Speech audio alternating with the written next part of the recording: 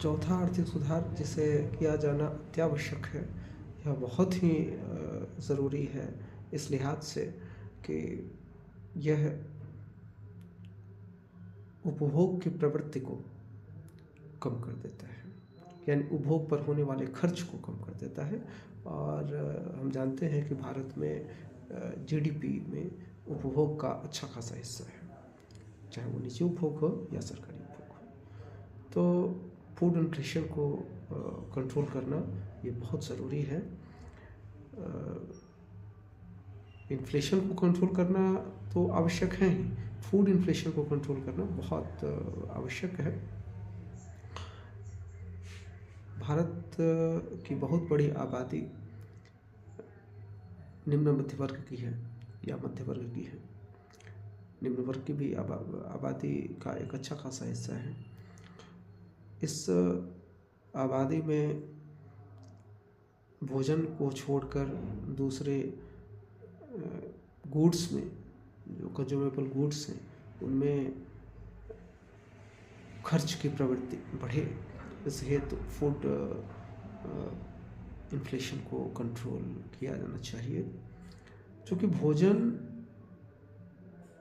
में खर्च जीडीपी के स्तर को बहुत ज़्यादा नहीं बढ़ा पाता है, अतः इसे कंट्रोल किया जाना चाहिए। साथ ही एग्रीकल्चर सेक्टर, कृषि क्षेत्र में लगभग 45 से 48% वर्कफोर्स कृषि क्षेत्र में ही लगी हुई है। भविष्य में बढ़ेगी, भविष्य में घटेगी, लेकिन ये संख्या तो एक रिमार्केबल संख्या जिसको बोलते हैं, रिमार्केबल नहीं, बहुत अच्छी खासी संख्या तो ये रहेगी ही रहेगी।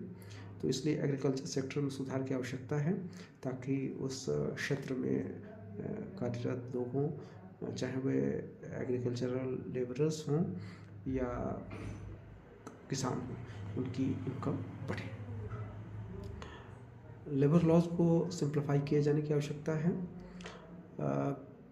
श्रम क्षेत्र भारत में अभी गिग वर्कर्स की भी बात हो रही है, तो श्रम क्षेत्र में सुधार किए जाने की आवश्यकता है। मिनिमम जो न्यूनतम मजदूरी के प्रावधान हैं उनको भी चेंज किए जाने की आवश्यकता है।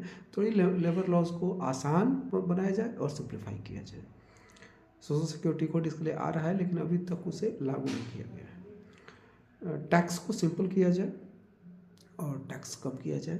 अभी कारों पर ही हम देख रहे हैं कि 5%, 12%, 18% और 28%, ये 4 प्रकार के कर हैं। लेकिन अधिकतर जो कमर्शियल कार